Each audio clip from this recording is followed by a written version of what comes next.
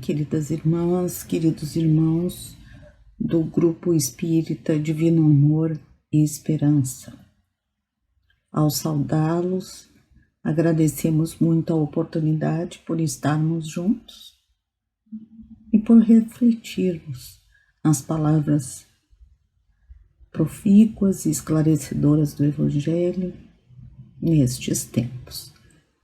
Vamos iniciar o nosso encontro elevando o nosso pensamento ao Pai, agradecendo muitíssimo essas oportunidades que temos, pelo dom da vida, pelo aprendizado, pelo momento reencarnatório que vivemos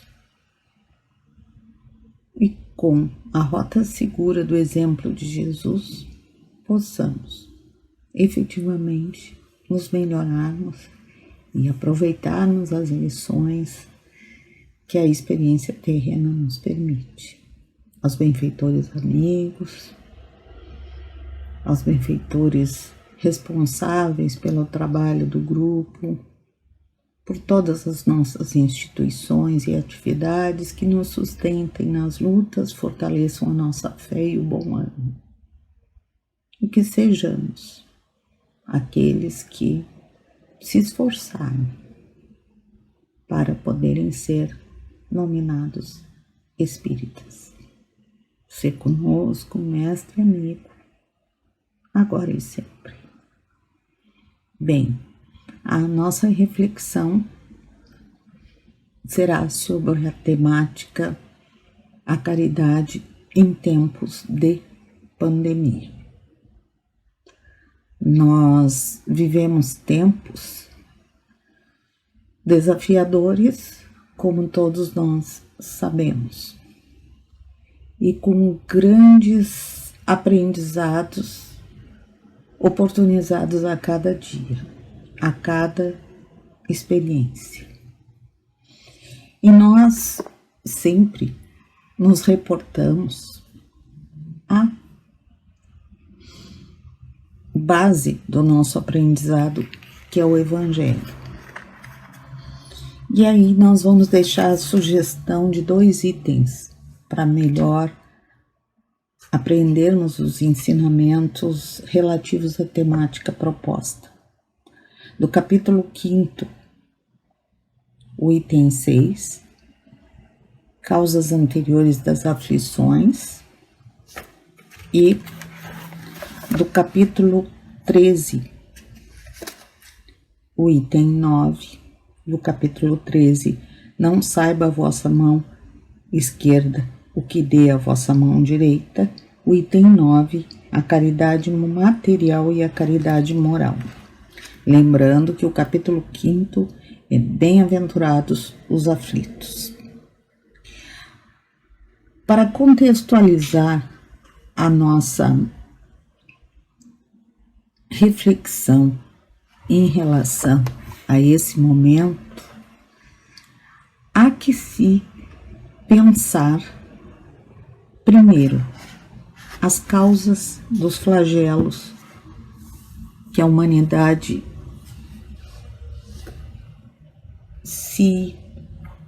vamos dizer assim, se depara ao longo dos milênios. Tudo isso tem, dentro da lei natural, lei divina, um movimento de equilíbrio e de necessidade.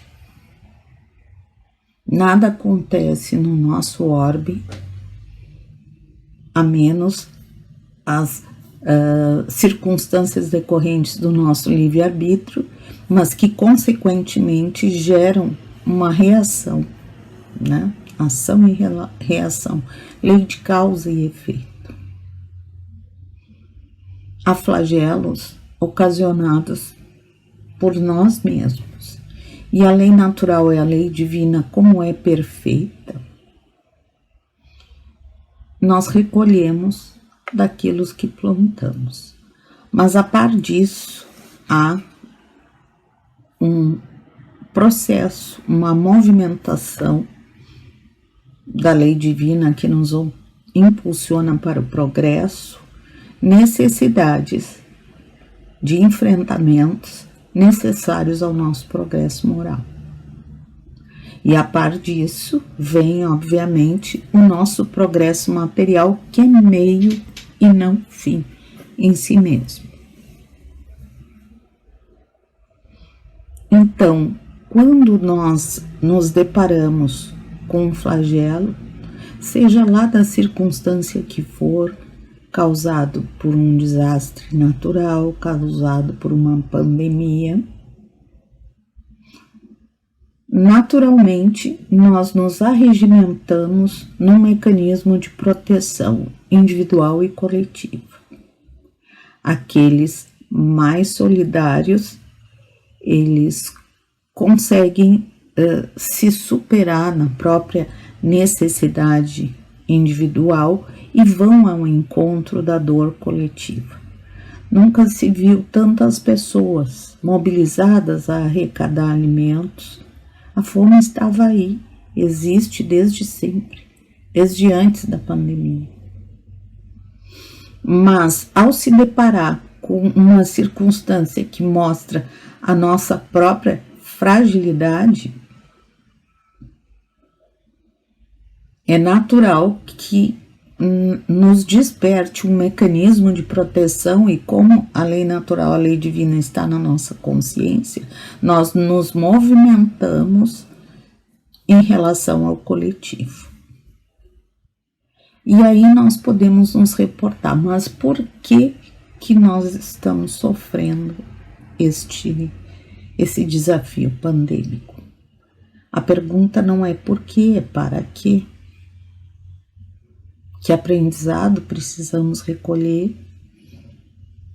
Em que nível de responsabilidade as nossas ações provocaram isso? As macerações ao planeta, a utilização dos recursos naturais muito acima da nossa necessidade, para cumprir necessidades nossas imediatistas, consumistas. Então, nós exacerbamos em relação a muitos aspectos, em relação ao quanto nós poluímos o nosso planeta, e o que acontece agora, estamos em isolamento. Estamos limitados no nosso trânsito, né, de ir e vir, agredindo menos a natureza compulsoriamente. Então, é um ponto de equilíbrio que a lei divina, que é perfeita, nos traz nestes momentos de grande aprendizado. E junto com isso, os impulsos caridosos, felizmente. Porque é isso, ao se deparar com a própria fragilidade, nós nos movimentamos em prol do outro. Nós buscamos minimizar o sofrimento do próximo. O que deveria ser uma atitude frequente se torna um processo de necessidade coletiva, não só pela extrema vulnerabilidade e carência, como por ato de solidariedade e despertamento ao se deparar com a própria limitação e fragilidade. Então, é muito interessante o quanto nós nos mobilizamos neste momento. Eu acompanhava um comentário numa determinada rádio em relação às características do povo brasileiro quanto a essa circunstância da caridade, das doações.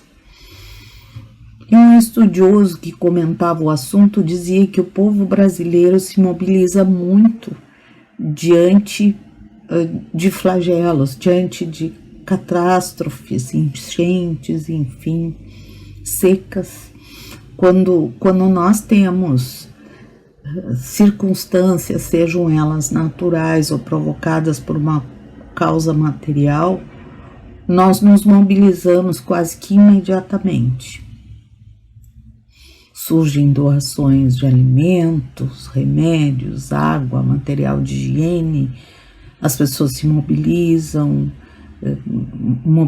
seus conhecidos, amigos, parentes e até desconhecidos para o atendimento daquela necessidade. Mas que a característica do nosso povo não torna isso necessariamente um hábito, em linhas gerais. Nós somos muito rápidos no flagelo, mas não temos uma característica de doação permanente. Outros povos, como os americanos, essa pessoa dizia que eles têm a doação, né, assim como os canadenses, enfim, tem a doação em uma dos seus hábitos. Destinam um X sempre daquilo que amealham para a caridade, mas se doam um pouco pessoalmente. Tem muito de doação material, mas muitas vezes pouco em doação, em atitude mais fraterna. E aí nós pensamos que bom se nós pudéssemos juntar a celeridade que o nosso povo tem em atender o flagelo imediato com o hábito que outros povos têm da caridade permanentemente e como virtude a ser considerada, né, no trânsito daquela pessoa socialmente na sua comunidade. Então, esta caridade que nós estamos vendo no aprendizado em tempos de pandemia, rogamos que ela nos sirva a todos, indistintamente, para que se torne um hábito, independente do flagelo, porque há flagelos silenciosos e permanentes, como descreve lá no nosso Evangelho, aquelas dores ocultas, aqueles necessitados que não estão sendo visíveis, né? Não estão sendo à primeira vista identificados, mas que não é por isso que sofrem menos. A fome, o frio. Agora com as enchentes, né? Aqueles que perderam suas casas, seus bens precários, mas que para aquelas pessoas, com certeza, um meio de vida, precisam ser permanentemente vistos por nós, porque o mundo só evolui quando a solidariedade efetivamente se instala nele. Nós estamos ainda em provas e expiações, passando por um processo de regeneração. Os espíritos que estão desencarnando, e não só por conta do vírus, são espíritos cujo planejamento reencarnatório, à exceção aos que na atitude infeliz antecipam o término da vida corporal com a atitude impensada do suicídio, ou muitas vezes desesperada,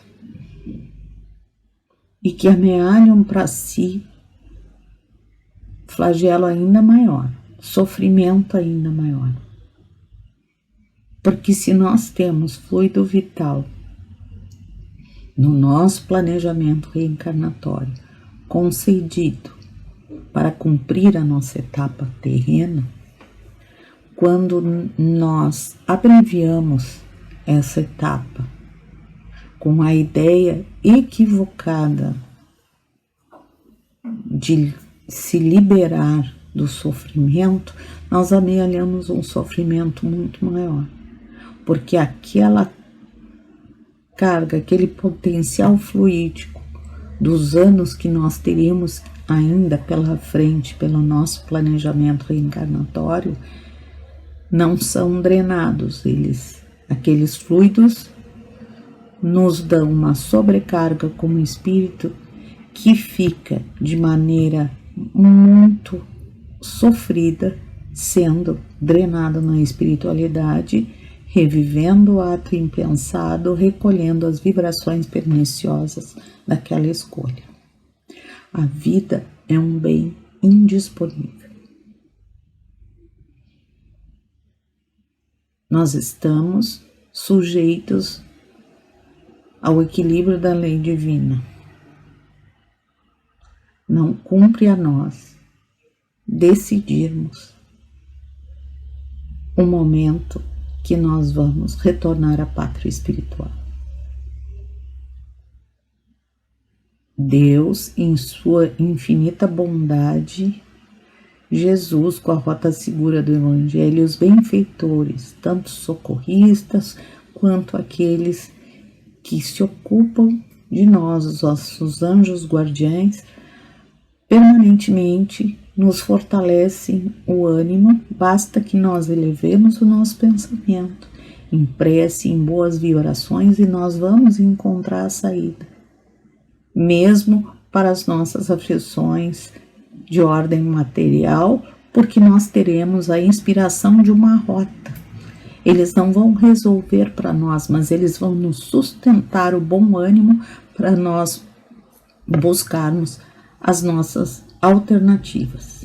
E elas existem, mas é preciso que a gente visite a nossa consciência, as nossas probabilidades, as nossas potencialidades, para que nós não sejamos alcançados pelo desânimo, pela derrota, pela desistência da vida, que só vai nos trazer mais desconforto, mais sofrimento. Aos queridos irmãos que estão retornando à pátria espiritual, é importante que a gente não teça considerações nem julgamentos. Eurípides Barçanufo, célebre espírita benfeitor, desencarnou da gripe espanhola. Retornou à pátria espiritual e continuou suas tarefas, levantando junto com uma pleiade de espíritos superiores, com a permissão de Jesus Cristo, o Hospital Esperança, que na espiritualidade recolhe os irmãos desencarnados com necessidades de refazimento,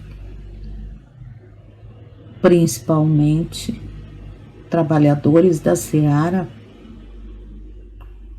alcançados pelo flagelo da obsessão por sua própria escolha, porque sabemos que nesses processos há uma sintonia. Qual o caminho para esse equilíbrio? Está no cerne da terceira revelação doutrina espírita: fora da caridade não há salvação. E essa caridade não se esgota na caridade material, mas, sobretudo, caridade moral. Fazer ao outro aquilo que gostaríamos que nos fizesse. Perdoar as ofensas. Entender aquele que é mais limitado, que é mais agressivo, porque é um doente da alma. Não significa não coibir o erro, significa não julgar quem erra e contribuir para que esta pessoa erre menos, se tiver ao nosso alcance uma ação depuradora, porque com isso nós mesmos estamos nos melhorando. Então deixamos essas reflexões, vamos nos encaminhando para a nossa prece de encerramento, profundamente agradecidos por essa oportunidade, elevamos o pensamento novamente ao Pai, em profundo agradecimento, envolvendo a humanidade nesse momento, nosso planeta Terra, com eflúvios de saúde, de paz, de harmonia e de esperança, que tudo isso vai passar e que possamos sair deste contexto bem melhores do que quando ele iniciou. Gratos somos, Mestre Jesus, nos acompanha em nossas vidas. E benfeitores amigos, o nosso profundo reconhecimento do seu labor permanente nas pegadas do Mestre Jesus. Muito obrigada, amigos, e um bom trabalho a todos nós.